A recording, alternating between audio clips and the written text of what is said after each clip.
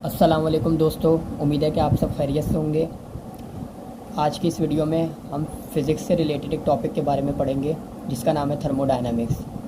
Thermodynamics भी एक physics का इम्पॉर्टेंट टॉपिक है जो कि हीट से रिलेटेड है। जब भी हम हीट की बात करते हैं, हीट से रिलेटेड किसी भी टॉपिक की बात करते हैं, तो उसमें थर्मोडायनामिक्स एक इम्पॉर्टेंट टर्म होती है जो कि एक अहम किरदार अदा करती है। तो आइए देखते हैं कि थर्मोडायनामिक्स क्या है और किस तरीके से इसको फ़िज़िक्स में पढ़ा जाता है।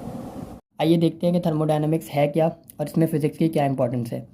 जब भी हम थर्मोडायनामिक्स की बात करते हैं, जब भी हम हीट की बात करते हैं, तो हमारे पास एक इंपॉर्टेंट टर्म आती है जो कि थर्मोडायनामिक्स कहलाती है, जो कि हीट से रिलेटेड है। जब भी हम हीट की बात करेंगे उसमें हमारे पास थर्मोडायनामिक्स का जिक्र ज़रूर होगा। तो थर्मोडायनामिक बेसिकली है क्या? देखिए, इसकी डेफिनेशन लिखी हुई है, a branch of physics which deals with the conversion of heat energy into the another form of energy और another form of energy into the heat energy. मतलब फिजिक्स की जैसे कि बहुत सारी ब्रांचेस होती हैं।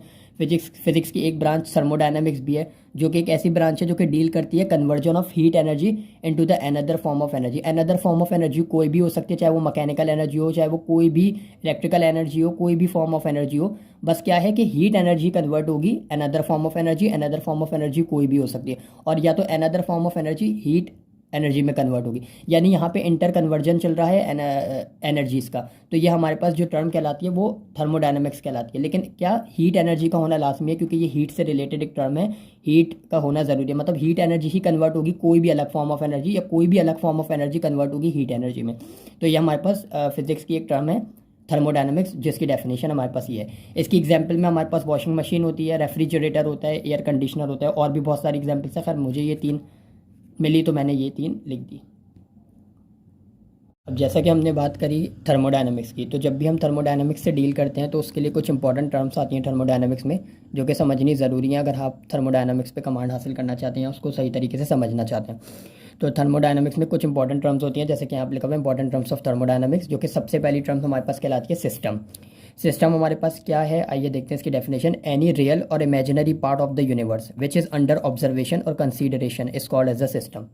मतलब कोई भी ऐसी चीज़ जिस पर काम चल रहा हो या जिस पर काम हो रहा हो, वो हमारे पास सिस्टम कहलाता है।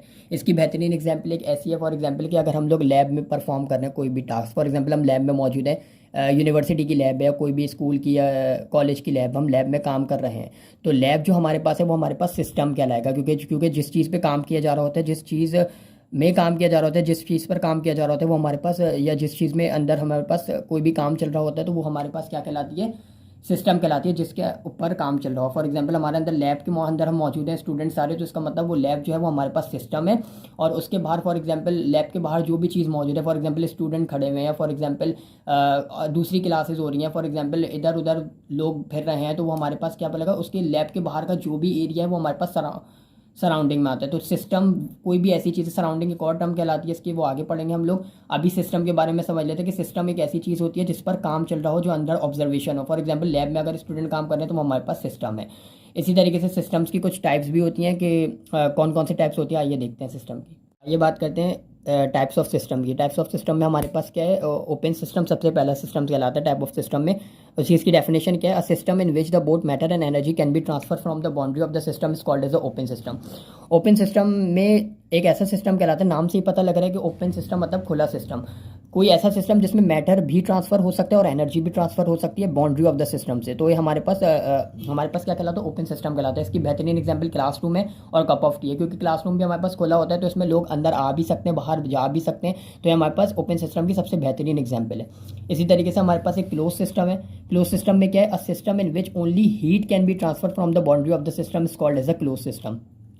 क्लोज सिस्टम की सबसे बेहतरीन एग्जांपल क्या है? Close mouth pot. For example kitchen में हमारे पास यूजुअली खाने बनते हैं। खाने बनने में हमारे पास एक स्टील का कंटेनर होता है जो कि हमारे पास चूल्हे पे रखा हुआ होता है। तो उसमें क्या होता है? हमारे पास जब उसका जो ढक्कन होता है वो हमारे पास बंद होता है ऊपर से, तो उसमें हमारे पास हीट तो ट्रांसफ़र हो रही होती है, तब धुएं की सूरत में, हमारे पास वेपर्स की सूरत में हीट तो ट्रांसफ़र हो रही होती है, लेकिन खाना बाहर नहीं आ जाता उसमें से। मतलब मैटर बाहर नहीं आ जाता, मैटर ट्रांसफ़र नहीं होता, लेकिन हीट ट्रांसफ़र होती है। तो उसके अंदर से मतलब धुआं निकल रहा होता है, जो कि हमारे पास क्लोज सिस्टम की एक बेहतरीन एग्जाम्पल है। आइसोलेटेड सिस्टम में क्या है? Isolated system a system in which matter and energy can not transfer from the boundary of the system.